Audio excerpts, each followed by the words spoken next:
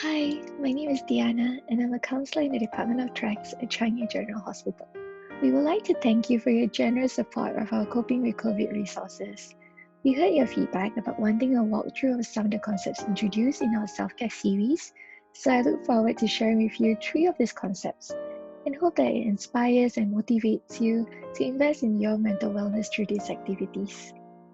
To find the activities created in the self-care series, you can scan the QR code found in this slide or in the description box below to access all the resources developed by the Department of Tracks. To make it easier for you, for each self-care activity that I'll be going through, there'll be an image of the specific e-booklet that the activity is taken from. The Department of Tracks acknowledges that the current climate brings very unique challenges to all of us.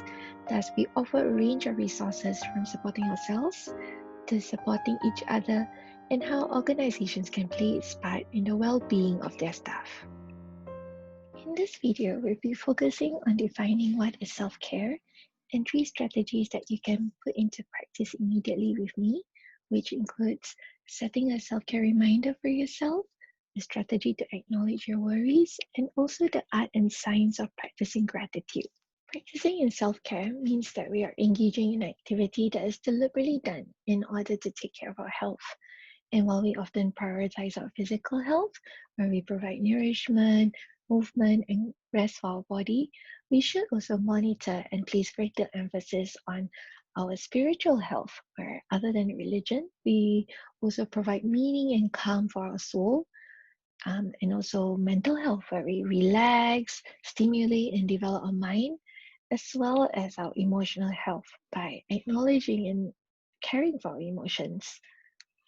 So we often tend to neglect our self-care needs in order to finish the task at hand first and not prioritizing what we need in the moment.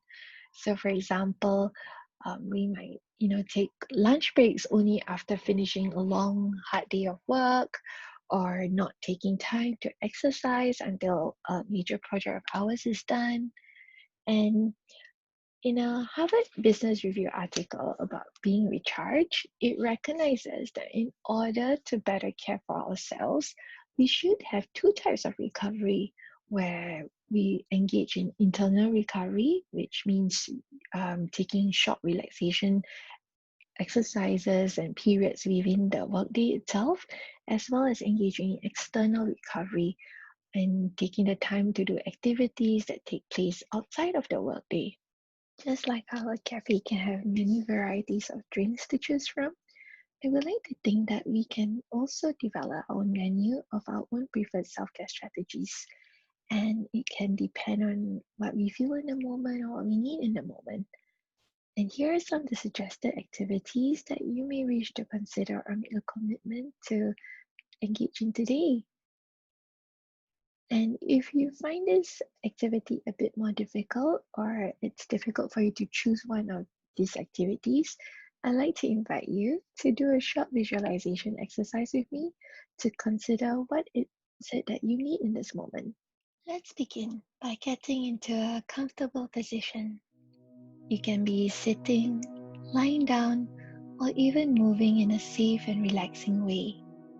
If you can, close your eyes or lower your gaze and take a deep breath in. And on your exhale, allow yourself to relax further into your position. Bring your breathing to its normal rhythm as you settle into this visualization exercise. And simply be here with your breath for a bit.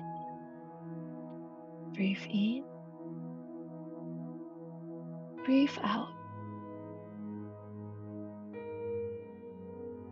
Imagine that you're sitting in the middle of a large open room of a house. The sunshine shines into the room and warms your skin, and a soft, soothing aroma makes you feel calm and safe. It's quiet, and the only noises you hear are the sounds of nature coming in from your open windows.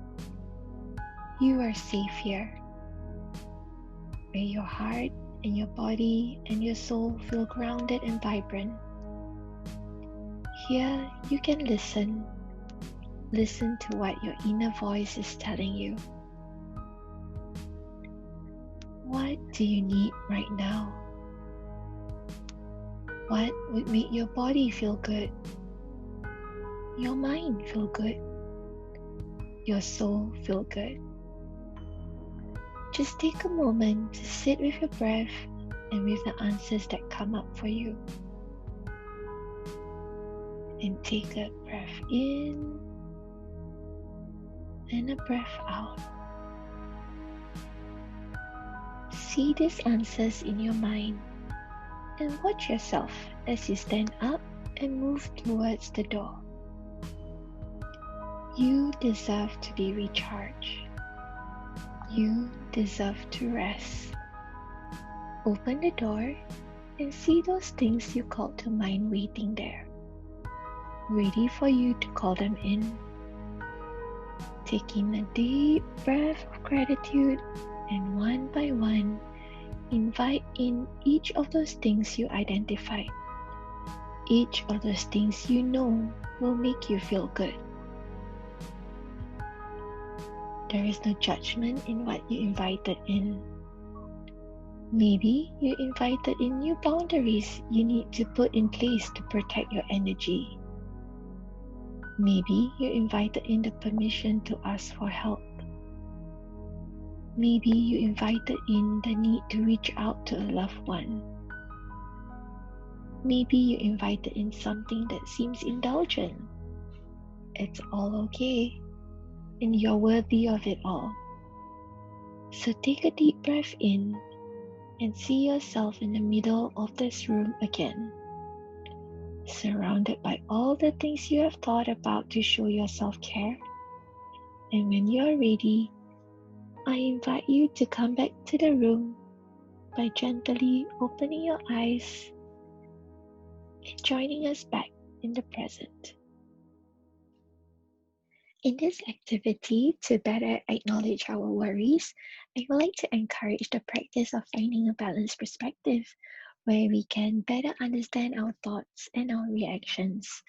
So in any situation, it can bring about different reactions, and these reactions arise from our temperament, our experiences, and a lot of other factors.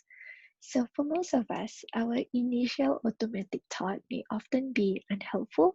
So it could be an unrealistic worry that we may have, but listening to them helps us to be aware of the possible threats to us.